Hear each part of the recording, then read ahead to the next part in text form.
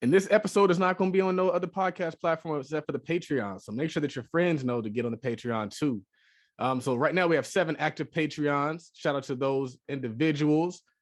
They are, let me make sure I got this right. We got Chandra Richardson, who just joined today, this morning at noon. We got William Manley, Lacey Forrest, Triple Threat, James Bates, the Hartzogs, Keenan Hastings, and Kiana Adams. So shout out to y'all. We appreciate everything that you guys are doing. And if we can do anything else to help you guys out, just let us know. If you guys want to get on the show, let us know. Tweet Talk is available. Shout out to the Hartzogs. They always support everything. They do. They're amazing. Entrepreneurs support entrepreneurs. That's real. You notice that, Michelle? No, like in all honesty, that's real. And I think, like not for nothing, but like the weekend that we had in Atlanta, like both my best friends showed up and they were willing to do anything necessary to make sure that Charles had enough value, that we were adding value anywhere. And I think it's just so important to surround yourself with people that see not only your vision, but other people's vision. And my best friends, they're crazy women in entrepreneurship. Jenna, she has her 6-figure cleaning biz. She does the beauty industry consulting.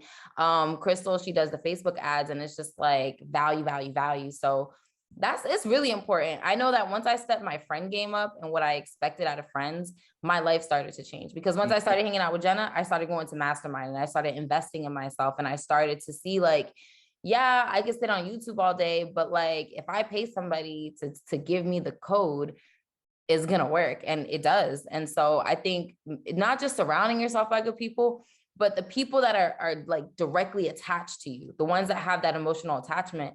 If it's not a fair energy exchange, if they're not dropping gems, if they're not trying to get the bag, like you need to get away from them. Like they're leeches. It's not good. One thing I remember about Michelle's friends is they weren't shy about content, capturing it for her, capturing it for us.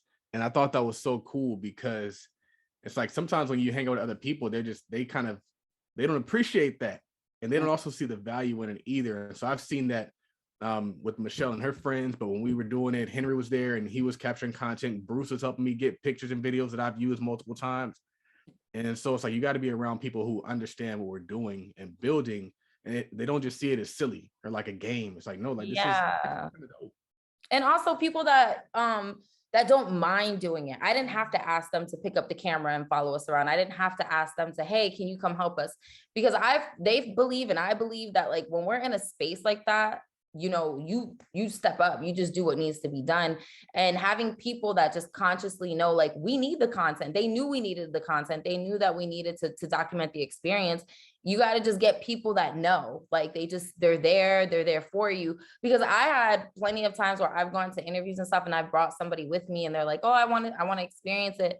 And it's like, they didn't get no content. They didn't do anything. And sometimes I think it's a jealousy thing too, because people don't want to document you in your greatest hour. So that's why it's so important to make sure who you keep around you and just vet them correctly. So Right. Yeah, they understand. They know the life, man. They understand how hard it is. They understand the value. They do know the life. Content is everything. Listen, I've recorded so much content that I'm like, I don't even think I need any more. Like, I just need to get out what I currently have. But it's just like, I just can't resist it. Like, I always have like a quick word, a quick gem. I'm like, tweet. Let me tweet. And the good thing is you can reuse the stuff, man. We love that evergreen content. We love it so much. I know I do. That's for a fact. It makes life 10 times easier. And Charles, you had a tweet where you say, if you are truly talented, you don't belong at a job. Man, what do you mean by that, man? I agree with him though. I forgot what inspired the tweet, but it reminded me when I was talking to you about that video that I just saw about, I don't know if I told you, I just posted it on Twitter, and it's talking about like the exploitation theory, which essentially states that like Karl Marx considers like anything over the value of your labor as profit / exploitation. So if you work a job, they pay you $10 an hour, but the company makes $1 million, they consider that exploitation. And so I think that there's 2 ways to look at that.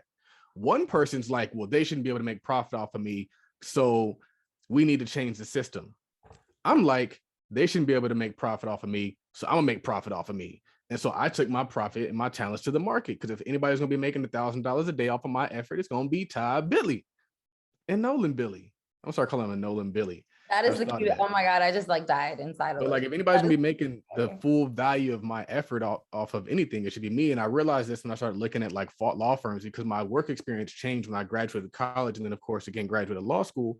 And you start to realize like, and it's so transparent. Like if you are working a task and you're doing a job for $10 an hour and the company's making billions, you might not see the direct correlation between your labor and their income.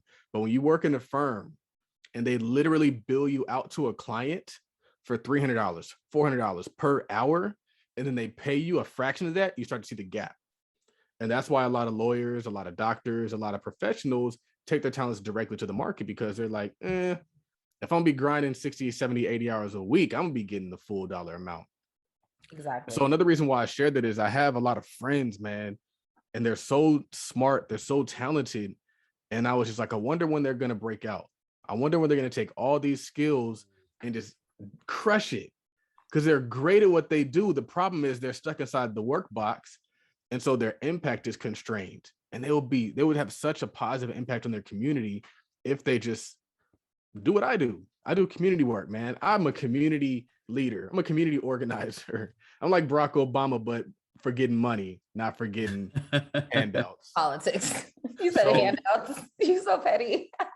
And so that's all I would say is like, man, people are so talented. They have so many skills and they're just sitting at a job, basing it. Yeah, for me, the big problem is how they pigeonhole you into like a task, or you're put in a corner. It's like, if you're like, let's say you go into a new job and if you're an accountant, you're replacing an accountant, you're basically just doing the same thing the guy before you was doing. And you're not gonna be helping with sales. You're not gonna help with this and that. Like, if you decide to go help salespeople out for an hour, they're gonna be on you, man. Like, what are you doing? Mm-hmm. Your job is to be at that desk crunching numbers. Yeah.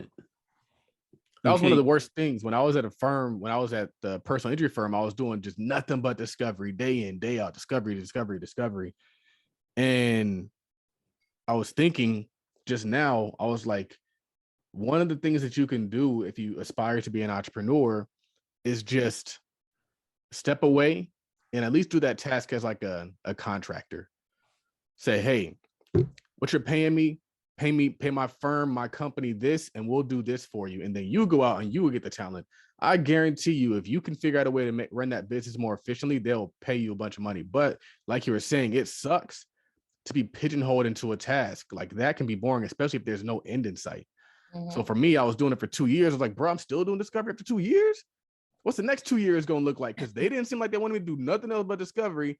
And in personal injury law, it's just nothing but discovery. And it's also very petty, very tedious, very back and forth, because insurance companies, they play games. They're incentivized to just prolong the process.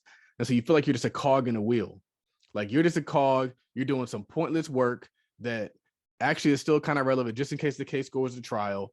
And it was just like this weird dichotomy of like stupid stuff that kind of sort of matters, but still should be treated as stupid stuff, but you can't treat it as stupid stuff. You're just like a hamster in a wheel at that point in time. It sounds very depressing, guys. I'm like, he just took I'm just like, oh, we're talking about jobs. No. I feel like to a certain extent, like no 2 days are the same as an entrepreneur. No. And you said something I think over the weekend or last week, you were like, something to the fact of like a 9 to 5, like you don't got enough time. Like if you're an entrepreneur, you work all day, you work 24/7. There's money that can be made 24/7. You're not stuck to this 9 to 5. Now, granted, we all have said this before. I don't talk down on anyone that has a 9 to 5, because I could understand why people quit entrepreneurship. It's not easy. It's something very, very difficult. So, but for those of us, those 1%ers that we do have the skin, we do have the grit, we do have the grind, like, I work all day. Like I wake up in the middle of the night. If I wake up in the middle of the night, I'm checking my email unconsciously. I'm just doing it. I'm selling myself constantly. And it's like, if I had a job, I don't think I would be like mentally stable because this is what kind of keeps me like in a very leveled place. And so for me personally, a job would never suffice. But like, there's some people that just thrive in that type of environment. Some people thrive in a disciplined environment. Some people just don't have that self-discipline that's needed to get up every day and get the rent, to get up every day and do what needs to be done. So I don't knock anybody, but if you are a person that has talent, if you're creative, you need to get into a side hustle. You need to start forming some type of worth ethic towards working for yourself, because as of right now, like, there's people out here that probably don't even know half the stuff you know, and they're preaching to the choir, making bread. Like, there's money. People are like, oh, it's a recession. People are still spending money.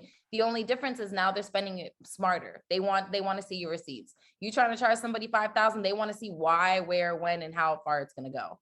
So that's just the only thing. But I'm sorry, death to jobs. I don't see 9 to 5s being a thing in the next couple of years, to be completely honest with you. I really don't. Interesting. Wow, really? People are already kind of over it. In Florida right now, all of the restaurants are transferring over to like electronic. You go into McDonald's, you go into any of these fast food places, they don't let workers accept orders anymore. You have to go to the kiosk. You have to go to, like, I walked into a McDonald's after I picked the boys up from school, and there was an old couple, like 70, 80 years old. And then they walked up to the counter and they were like trying to order. And the lady was like, no, you got to go to the kiosk. And they were like, this is bullshit. And then like they left. They like, that's not my job. And I'm like, he does have a point. Like, older people are not going to be able to keep up with the times. Yeah. So I don't foresee 9 to 5s being something that is sustainable for anybody, like at all. Employers are sending out emails telling their employees that if they want to quit, they need to give them a 90-day notice. Like, I saw that on Facebook. I need to drop it in the group. Yes. Somebody said that they got an email and it was from a real employer. And they were like, we've had 3 people leave last week. You guys are inconsiderate. You're inconsiderate of the business. You're leaving us stuck. And I'm like, wow, that's what y'all get. Like, fuck y'all. Yeah. Like, but how could you tell people that? Give us 90 days. That's crazy. And they will replace you in 90 days.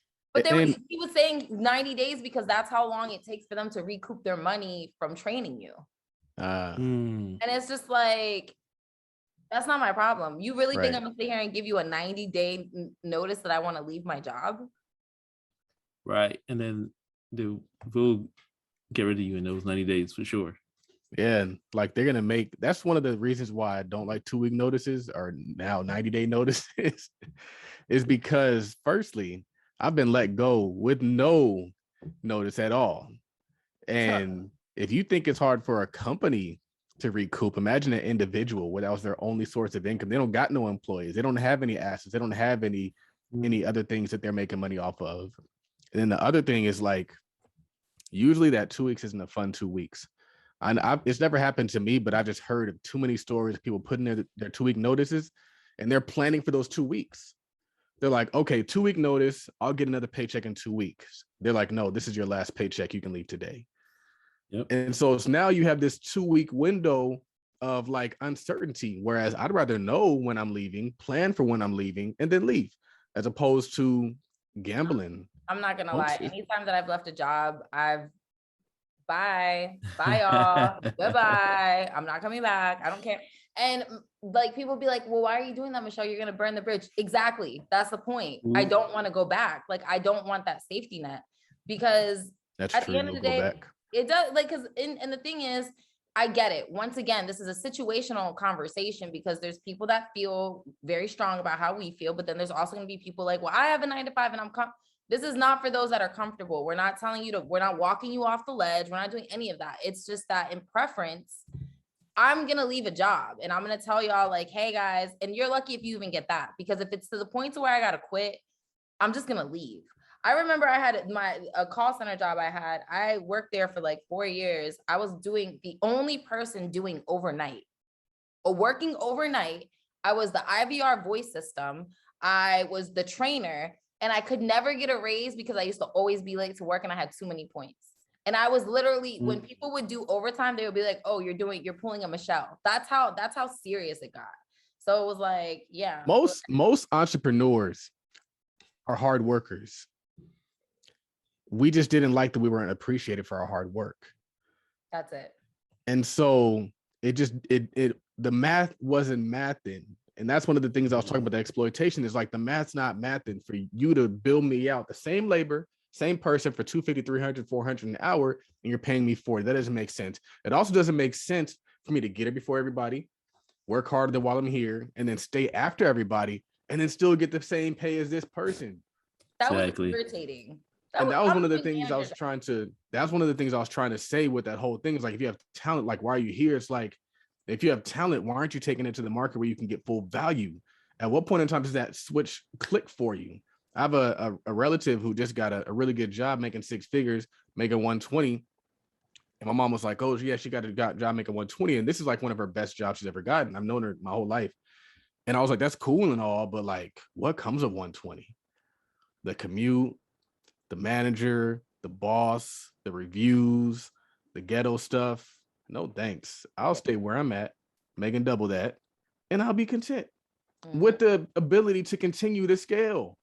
I'm doing 1 flip a year now. What when I'm doing 4 flips a year, 5 flips a year, doing different land deals? That freedom is worth way more money. So it's not even just the money exchange in terms of the dollar for dollar. It's also just like, okay, with this time, what can I create and build? With this capital, what can I create and build? With the ability to hop on a call at 9:30, what can I create and build? Exactly. It's important. It's important to understand the structure of it all.